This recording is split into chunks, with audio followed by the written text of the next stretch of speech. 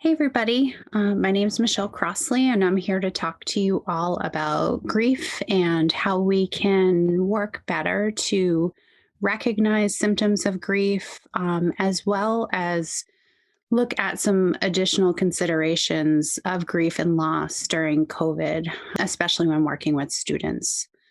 Just to give you a little bit of background on myself, I am a faculty member at Rhode Island College in the clinical mental health counseling program. And my dissertation for my PhD program was around grief and loss, death and dying. It was particularly looked at through a lens of pet loss and human bereavement. However, in order to better understand pet loss and human bereavement, I needed to dig deeper into human loss and bereavement and grief, and how that can look a lot different depending on attachment style and cultural expectations. I will say that I'm doing this from home, just as a lot of you all are, so please pardon any noises that you might hear.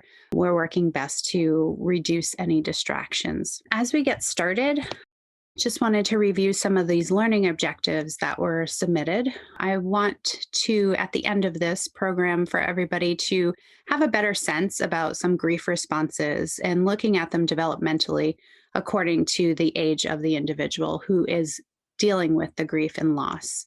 And also talk about the stigma that's associated with openly grieving and the types of losses that we're able to grieve. There's a lot of disenfranchised grief within the US and within our cultural expectations and experiences of death, dying, and loss. I also want you all to take some time to think about how we can recognize subtle symptoms, maybe, that our children are telling us, they're showing us. They might be saying it to us without saying, I'm hurt, I'm sad. So really hopeful that you can look at some of these signs and develop some really great questions to ask the children that you're working with. We want to also destigmatize open expressions of grief. This is true in lots of different types of grief and loss, that we're not able to openly grieve, and, determining how we can openly grieve or what's socially acceptable in terms of grief can vary depending on a lot of the overlapping identities that an individual has and owns.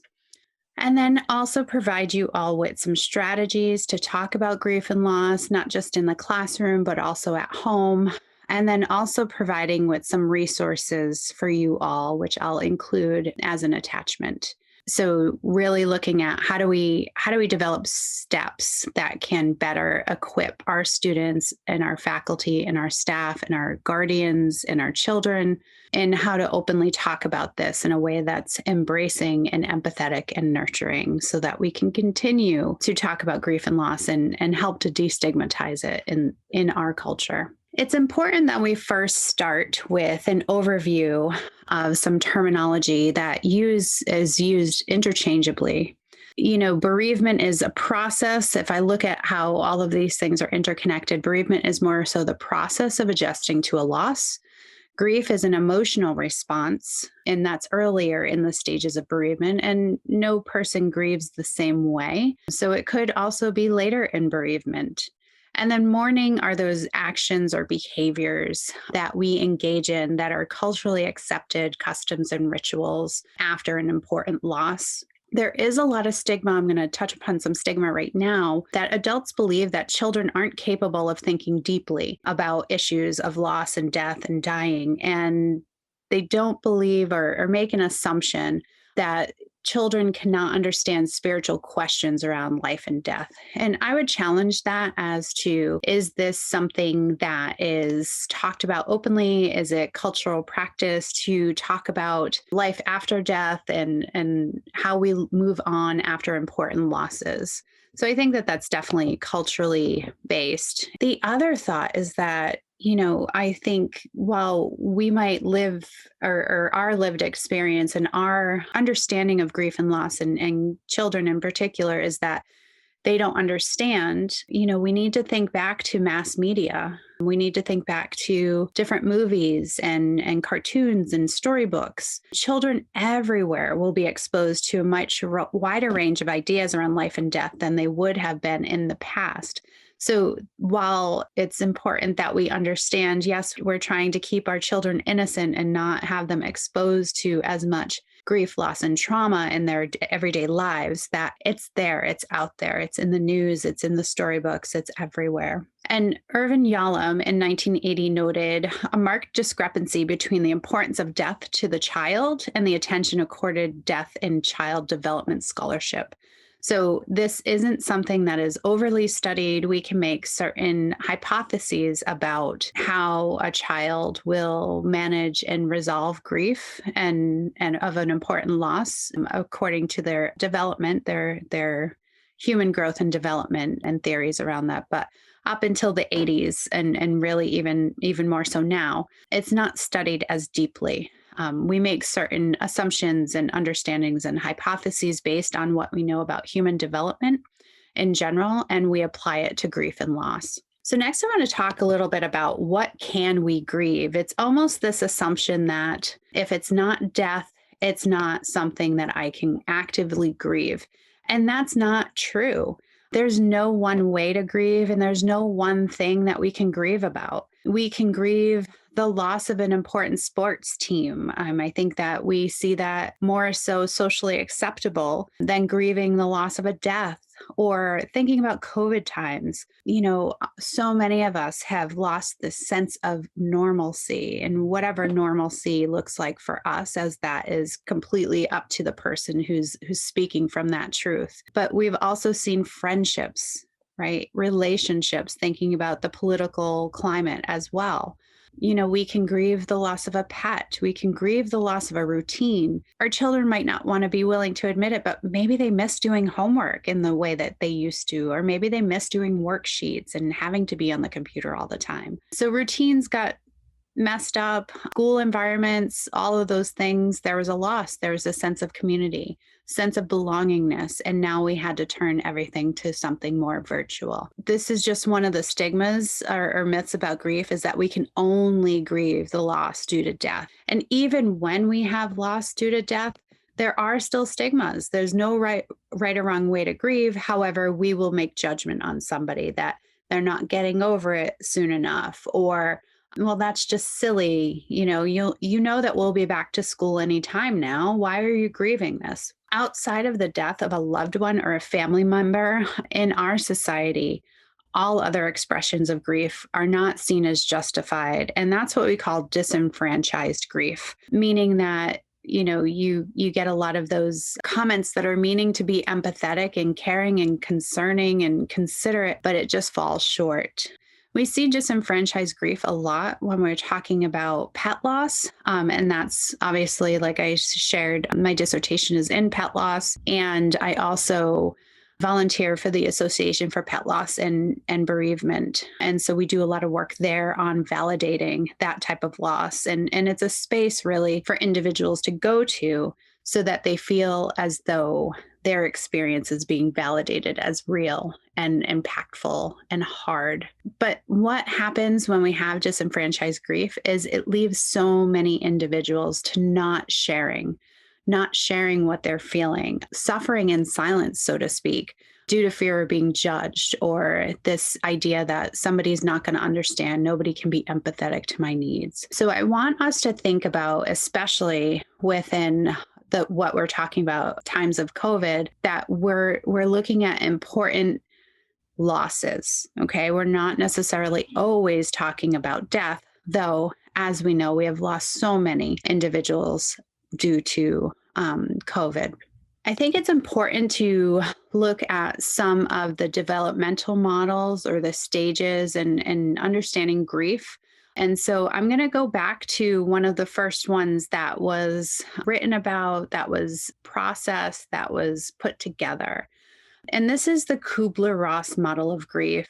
This is one that I think that so many people understand or think of are these 5 stages of grief when we're talking about grief, mourning, and loss. So this first model describes 5 stages that an individual will encounter when experiencing a loss, and their denial, anger, bargaining, depression, and acceptance. This outline is provided about the specific stages, and just know that they're there as an informational source only, and not to say it's everybody has to go through these things in the same order for the same amount of time. It's not prescriptive. So while we're looking at the reactions that somebody might be having due to an important loss, we don't want to say, oh, well, it's not really impacting them because they don't have depression and they're supposed to have depression. So I want you to think about it as moving away from prescribing that these are the stages that an individual will go through when they're mourning a loss. These are some stages that they might go through. As I also shared, there's no one way to grieve. So somebody might be going through anger a little bit more. They might go back to denial. They might go bargain and then back to anger. There's no one way. The amount of time that somebody will spend in the stages, there's no one way there. Not everybody, I shared this already, not everybody will experience all of the stages in that order. And this is really, I appreciate Kubler-Ross's work because she believed that this is an individual process and she wrote about that. And I believe that that is to be culturally responsive and understanding that there are so many individual differences with how one will manage and deal and resolve a loss that we should really avoid being super prescriptive. So it wasn't an assumption that everybody will do all of these things at the same time in the same order. And we also can look at grief in this model of grief in particular in relation to an emotional response to trauma. So it's not always looked at in terms of human death. Grieving process and attachment theory from Bowlby are intertwined, and they recognize the way in which people make strong bonds with another and acknowledging the emotional reactions that can result when these bonds are broken. So maybe it's not even with another, but it's with that routine. Okay. And there's a strong connection, maybe not an attachment, but thinking about attachment, we look at safety and security. So a routine can resemble safety and security for an individual. And as we know with COVID, so many routines went away. And so therefore, there might have been the sense of, I'm not safe anymore. I don't know where to turn to feel secure. And so therefore, we might have been experiencing or observing individuals having a difficult time and really, like I said, grieving the loss of a routine because that was how they understood themselves to be safe and secure. Another theoretical model or theory about grief and loss is Warden. And Warden actually looked through and focused on children as well. So Warden provides a framework of 4 tasks that help us understand how individuals journey through grief and loss. Healing happens gradually. I think we can all sit back and think about an important loss or an important relationship. And while it hurt really, really bad at the beginning, that pain lessened over time. So healing happens gradually as individuals who are grieving address these 4 tasks. These tasks happen in, again, no specific order. They could go back and forth, and you can go back and forth and back and forth. Like you can repeat some of these steps or tasks. So the first task recognizes that you intellectually know that the relationship with whatever you have lost is gone. So you might experience some sense of disbelief. Integrating reality of the loss means taking it in with all of your being, with all of who you are. So an example would be a reality might begin to set in immediately after a loss, and you must call and make different plans. You might be starting to organize or structure a celebration of life or or some other event, and then make arrangements to finalize the process. So if we're talking about human death, you have to call the mortuary, you have to attend a memorial or pick up ashes. Then what happens is many weeks, months, or years later, when an occasion arises that you would have to be a part of, the reality hits you again, or the event where the person who you have lost would need to be a part of. The reality of this loss hits you again as you realize that that person isn't there anymore. Okay. And they aren't there to share moments with you anymore. And so we have to accept that reality, right? The reality that this thing is gone, or this person is gone and they're not coming back. So I have to accept that reality, even though it might come up again in the future. The second task of processing the pain of the grief, we understand and recognize that grief is experienced not just emotionally, but cognitively in our thoughts, physically, spiritually, and culturally responsive.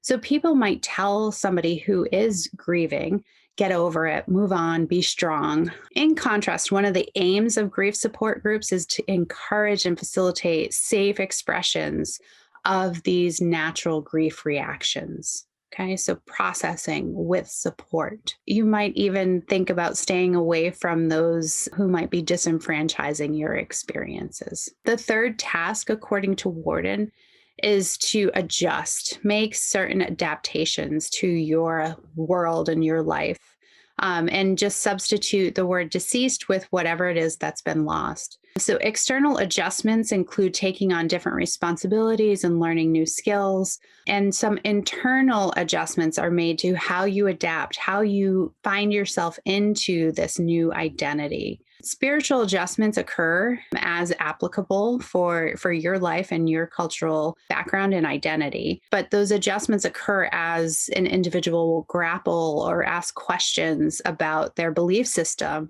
and to the purpose and meaning of life. So there's where some existential work comes in, like, what is the purpose of life if we're just here to feel this pain, and helping to deeper integrate that understanding. The final task, according to Warden, or the fourth task, I won't say final because we can go in and out of these different tasks, to find an enduring connection with whatever was lost in the midst of embarking on a new life. So gradually, we're going to create a balance between remembering what was lost and living a full and meaningful life. And again, that seems very existential, purpose of life. What does everything mean? Though it does help us acknowledge, especially when we're talking about death and dying, it helps us acknowledge that we are also have mortality and we need to one day come to terms with that. So what do the stages of grief look like? And I edited this to the COVID edition. So denial, as we're living through, being uprooted from our routines, from our schedules, having to adjust to working from home, learning from home, helping kids do their homework, stay focused in school, right? All of those things. We hear denial in, I can't believe this is happening. It doesn't affect me. The virus isn't anywhere near us. I'm not old, so I don't have to worry about this. I'm immune. Anger, my parents and other adults are overreacting. It's ridiculous that I can't see my friends. Bargaining, all right. I'll do this for 2 weeks only. Then that's it. Depression and or despair. I don't know when it's going to end. I'm experiencing the grief of what's happening now. I'm also anticipating all the things I might have to miss. Things will never go back to normal. And then acceptance. Despite what's happening, I can do something every day to feel better and find new and creative ways to connect while I wait this out. So that's just some of the things that you might have heard from friends, from family members, from children in school, students, teachers, what have you. These are some of the things that you might have heard. And I think that, when we were all thrust into living a new life and a new lifestyle, that we were all grappling with this shock, right? It was very shocking for some of us that, wait, I can't do these things that I used to. And what does this look like for me? or having to cancel vacation plans, right? It was right around the time of February vacation and April vacation, and those plans had to go away. So there might have been a lot of representation, and you might have seen a lot in terms of the Kubler-Ross stages of grief, looking at it through a COVID lens. More so in understanding grief, there's another process. It's the dual process model. And it understands that grief is a process in which a bereaved individual or grieving person moves back and forth between two orientations to use coping skills that help them resolve their grief. So it looks at a loss orientation, where coping refers to the person's acceptance of suffering and involves the grief work. When we're looking at the restoration orientation, coping refers to attempts to sort through various life changes and find ways to cope with these changes. It also provides respite or distraction from suffering. So this is, as you can see, right, it's part of that. This hurts. Ooh, I need to go over to this other side. And then, okay, I feel okay now. And now I need to go back to this loss orientation. And oh, that hurts again. So now I need to go back over to restoration. So you're not going to bounce back and forth through all of these things, but these are just some orientation themes that we can look for when we're working with kids and getting a better understanding as to how they're dealing with, how they're managing these important losses. Next, I want to turn to understanding of how individuals might react to death and loss or grief based on their developmental understanding of grief. And I want you to think about it from that perspective. There are overlapping age ranges here that you will see. And here are some ways in which we believe that children understand death. And as I said, I want anytime you're thinking about something outside of death, just substitute death with loss. Okay. That's all I'm asking. Substitute death with loss. And I think you'll have a better understanding as to how do we take this and shift and move it into COVID, whether it's routine or whether it's hanging out with friends or whatever that looks like. The important piece is how one explains death or loss to a child and adequate ways to resolve that grief. It intervenes with them, and their grief depends on the child's developmental stage.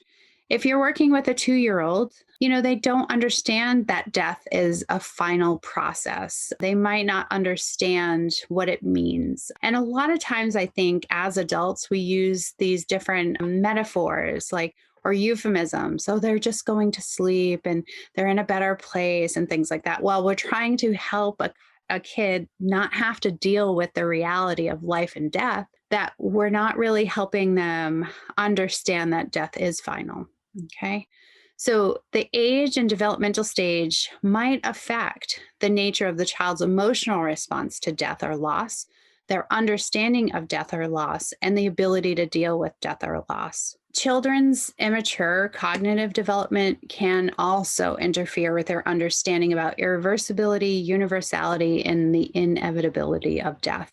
So just keep those things in mind. We should not, again, expect a 3-year-old to grieve and understand death and loss the same way that an 11-year-old will. So in those earlier ages, where we tend to see children who are living in maybe a fantasy world, magical thinking, there's always a way that somebody gets revived, or there's these missing notions of finality of loss. And therefore kids they see that, they embrace it, they watch it with their guardians, maybe have a conversation about it, and then they're just like, oh, that's just make believe. So they might not show any outward signs of grief. And I will say that children, especially in their earlier development, will mimic and model after what's been provided to them. So if you're an individual as an adult who is living with children, your modeling matters, just like in a lot of different other aspects of life. But how you react to things is going to help the kids understand, this is how I'm supposed to deal with this thing.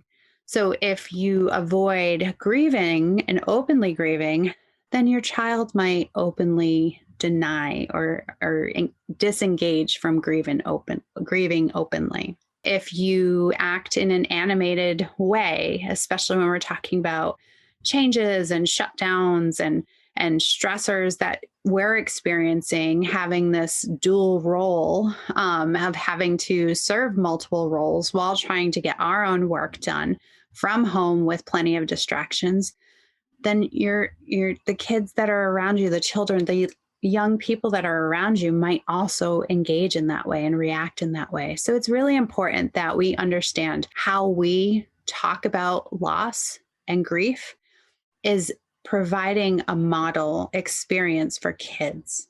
Okay. As children get older, they understand that certain things are final. If we're talking about death in particular, as kids get older, they start to recognize, like, okay, so this person died, and so not everybody lives all the time. And then they start to think about, what about these important people around me? So as we're talking about the current pandemic, our children might have, or the students that you work with might have been experiencing a lot more anxiety. They're seeing things on the news, especially those older people, older kids. They're seeing a lot of death happening with the older population, and then that might make them feel some sense of anticipatory bereavement, even if there's no fear or no opportunity for grandparents, older siblings, older aunts and uncles, or family members, or people that they care about. So they're not necessarily understanding that not everybody will contract the virus, and some people will not survive the virus. So they might be experiencing, like I said, some anxiety and anticipation that they will experience this eventually. That's important to recognize, is that some of the anxiety that somebody is feeling could be, in a way, almost setting the stage, like, this isn't happening now, but I have to be prepared for it. And I don't think that there's really a way that we can truly prepare for what we don't know yet. So what does grief look like? Especially when we're talking about within a school setting, we see there could be decline in performance. Maybe picking up newer materials is really hard, as it could be distracting. Now, I want to talk about this in perspective of the studies that I have found, and the research that I found. We're all talking about death and dying. So what do children look like in the school if they have lost a parent or an important other adult? Okay, so I want us to think about this globally and say, well, there can be many reasons of a decline in school performance during COVID, especially as there's switching between in-person and hybrid and virtual. And, one day you're in school, the next day there's a threat of a COVID exposure. So it makes sense that there could be other reasons as to why children are not performing as they were before COVID, that this could also be another reason why, right? Is that they're dealing with grief, and it's hard to manage the grief response and focus on these materials that they should be mastering according to standards and regulations that we see from the Department of Education. Other things that we have seen when a kid is experiencing grief, clinginess could also be, it could be clinginess and it could be avoidance, right? A clinginess is, I need to be around you all the time so that I know that you're safe. Avoidance might look like, everybody around me is leaving and I don't want to develop this close relationship because I'm worried that when this relationship or this experience is gone, I then have to deal with this pain of this missing thing. So you're either going to see clinginess or avoidance. We might see some regression into earlier behaviors. There's, I need this attention, or I don't know how to manage this right now with everything else that's happening. We could see some disturbances with sleep that can go hand in hand with anxiety and worry, angry tantrums, irritability. Those things are, as we understand children and how they exhibit specific behaviors, is there's almost like an emotional overload, right? There's this event that happened. I don't know how to deal with it. And therefore I'm just going to be angry because that's how I know how to draw attention. That's how I know how to get rid of some of this pent up anxiety, worry, or whatever the other thing is that a child might be trying to not release. There are some specific standards, not standards, but suggestions on how to better support children in terms of bereavement or grief or loss. And according to the National Center for School Crisis and Bereavement, students should be offered additional supports. And I think that we're doing a really great job right now of providing these supports to children that are in the school system, recognizing that there's a lot going on. And while we want you to be supported and to feel as though you're making progress, that we also need to have some leeway here. So you could add additional tutoring or participating in mentoring to kids get back to where they should be, or where they were before, not should be, where they were before. So we want to reduce additional stressors that could be happening for the kiddo. Thinking about attachment, which is that clinginess versus avoidance, work on attachment patterns laid a foundation, and all this research laid a foundation and a basic understanding for recognizing how detrimental the experience of loss can be for young children. So loss and separation, and it could have detrimental physical, emotional, and spiritual effects. The other important thing, as we're talking about signs of grief in children and some of these myths that we hear, is that within US society, children are referred to as the forgotten mourners. Children grieve, but they don't often get the opportunity to express their feelings openly. And once again, it's because I think we live in a death-denying society where we can't talk about death and loss because it makes us think about all these losing moments or these painful experiences that we will feel when we lose something important to us. After a loss, children returning to school, it was challenging. School personnel and peers not knowing how to respond to the child once returning to school. It's awkward. We haven't been around humans as much in the past year. And therefore, it could be really awkward to understand and relearn social cues. And there's my friend and I really want to hug them, but I can't. Or, oh, I have the snack. Do you want some? Or even just thinking about what happens in school where sometimes kids are very giving, like, oh, my friend didn't have a snack today, and therefore I shared with them. And we need to recognize that that can create a lot of challenges for kids who are still learning social exchanges and how to really be a global citizen. So a lot of times kids can feel ignored, isolated, embarrassed, uncertain, and different. And even though they have this belief that school gives them support and understanding.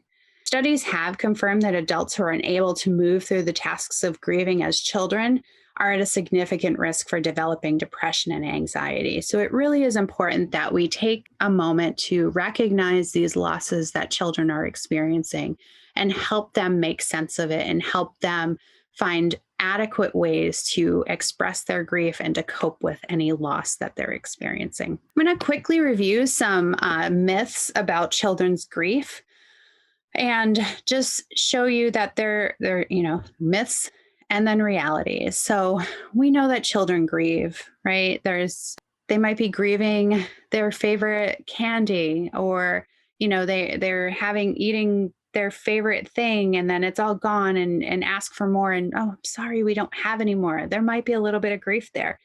Granted, it's not to the level of grieving the loss of a human or important other, but there's still some grief there. So it's important that we recognize that kids do grieve. Children also experience plenty of losses, routines, school friends, this idea of sporting events, anything, right? A special pet, classmate, relationship. They might lose their favorite toy, right? And then that presents some challenging emotions. Myth that adults want to protect children. Of course, we want to protect children, but we don't want to shelter them.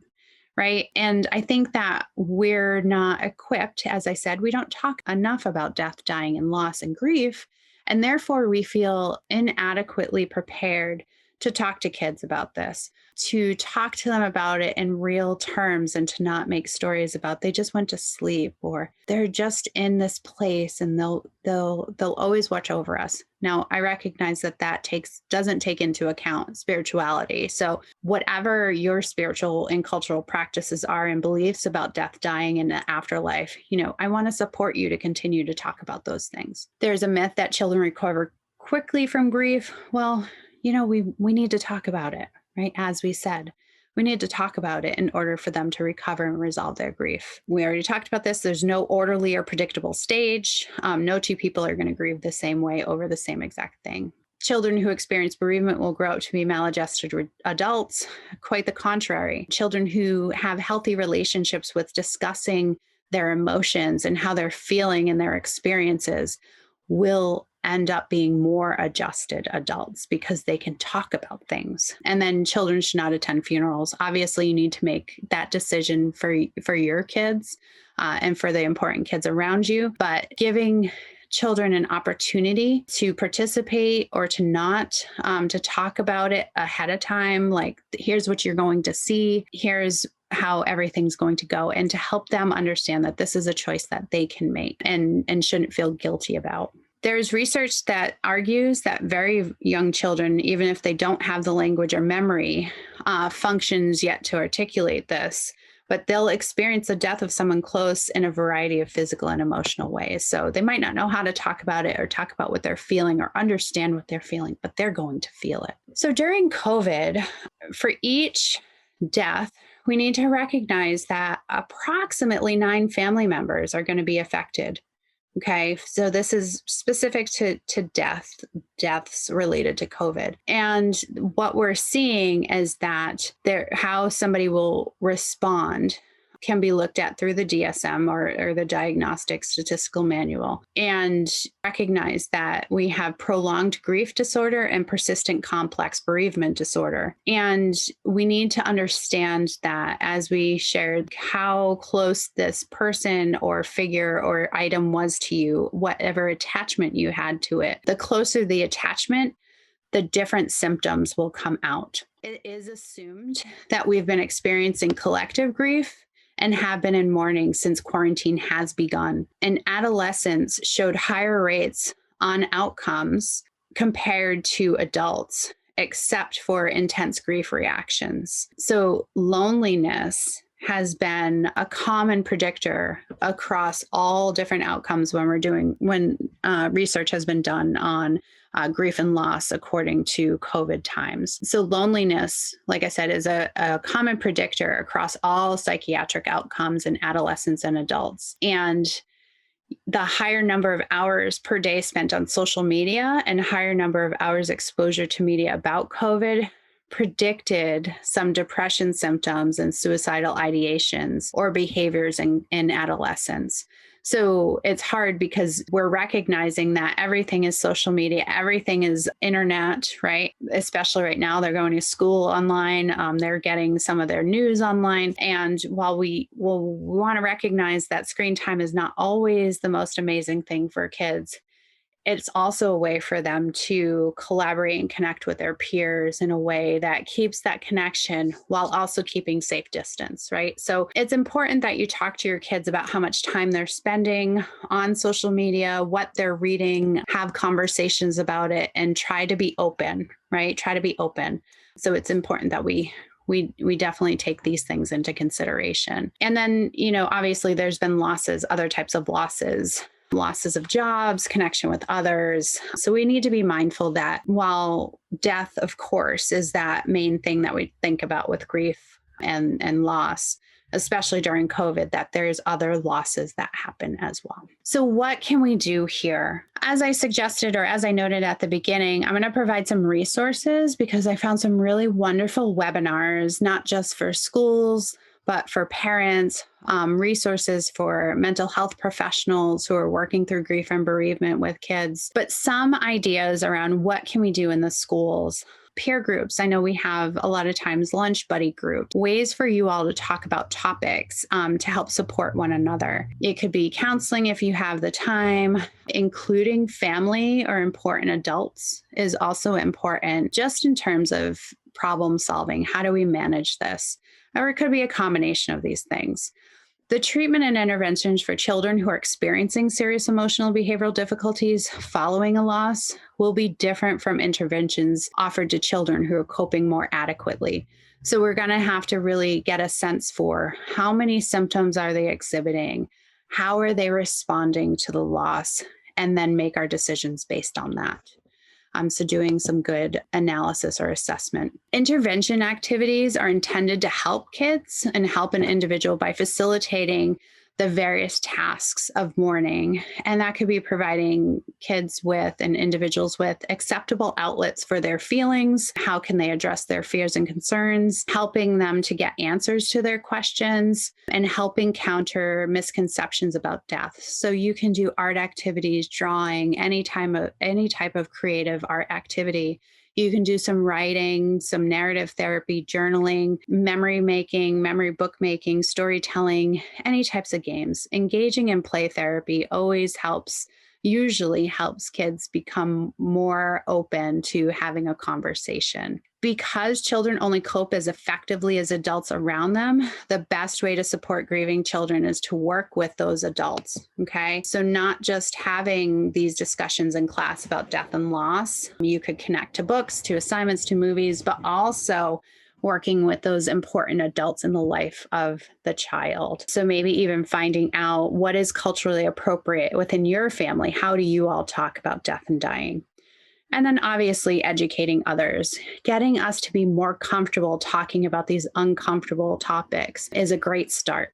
What can we do at home? According to the CDC, it's important to acknowledge losses and feelings of grief. So finding ways to express grief. And some individuals express grief and find comfort through art, gardening, writing, talking to friends or family, maybe cooking, music, all other things that could be viewed as creative. It's also important on top of, these open expressions and discussions of grief at home, watching movies or shows and then having a conversation.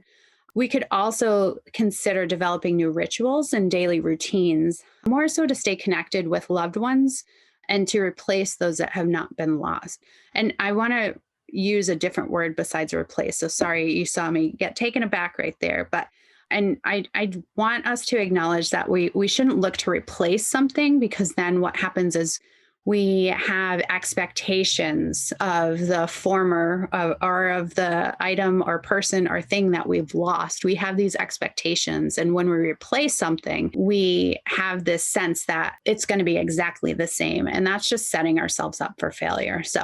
But what you might want to do with these rituals is to consider playing board games. You might do some body movements together. If you live alone or are separated from loved ones, consider interacting through phone calls, apps, allowing for playing games virtually. I know that certain video streaming services was having parties where you could be in watching the same thing at the same time with somebody and be able to see them and see their faces. If you're worried about future losses, try to stay in the present, focus on aspects of your life that you can control in the moment. But also there's a plan, like develop a plan for school support, have conversations, engage with the school. Children spend a lot more time at school for most of their days, so they might know some of the signs that are out there for kids. Tips for guardians. As I've already noted, we need to recognize and validate the loss, try not to minimize it or use euphemisms or different phrases. We need to call it what it is. Be present, be available, be open to having conversations. Understanding that all behavior is communication. So whether or not they're being silent, that's communication, okay? It's important that we try to find structure and routine. Routine is really where children thrive and where we thrive as well. Challenge to keep things as normal as possible. So, just because we're not in school every day doesn't mean we don't do our schoolwork, doesn't mean we don't do our chores, okay? Be patient, be really patient with your kids. Think about how hard it was for you to get to a place where you could talk about grief and loss, and then recognize that these are also children. Help your kids find ways to connect to others. I think that has been the biggest thing. Help them connect to you, right? Physical contact, as long as it's safe. And then you need to take good care of yourself as well. We're all managing so many different life tasks right now and stressors, and it's important that we take care of ourselves so that we can take care of others. We can't pour from an empty cup. The other thing, so for counselors, There is complicated grief therapy that you can look up, but this looks at the loss and restoration focus that we saw previously from the dual process model. The loss focus of complicated grief therapy requires accepting grief's reality and the changed relationship with whatever was lost. The restoration focus requires rehabilitated sense of autonomy, capability, empathy in the changing world. In addition, it's important to note that close relationships are unique, and so too is each person's grief. Loss of something that was loved is complex and profound, and that brings about many associated changes in physical, psychological, and social aspects. So there are 7 core themes that are listed above on the slide about complicated grief theory and therapy. So just become a little bit familiar with those and how you might do those things. As stated earlier, narrative therapy, art therapy, some sort of creative arts can also be helpful. Now, there are some resources available, and I will send these. But what I've found here, and I'll attach the PowerPoint, and you should be able to get a copy of it. But some of these are webinars on how to do certain things. There's one that is paid, the service delivery webinar. And so what you'll see are resources for at home. Well, I'll start from the left: at school, at home, and then for counselors, mental health professionals. There are tons more resources and webinars that you can watch, but I will provide that information for you all. Here are just some references that I utilized in presenting this information to you. I really do appreciate and thank you all for giving me the space to talk about grief and loss and how we can look towards helping and supporting children in schools, our colleagues, our friends, our family members, as we're all being impacted by this pandemic. So please recognize that it's okay to talk about grief. It's okay to talk about death. It's okay to talk about loss. It's okay for us to express those emotions. And the more we do this, the more open we are about grief, death, and loss, the easier it will be for our kids to navigate these life experiences and these life processes. Thank you so much for this opportunity. And if you have any questions, please don't hesitate to reach out.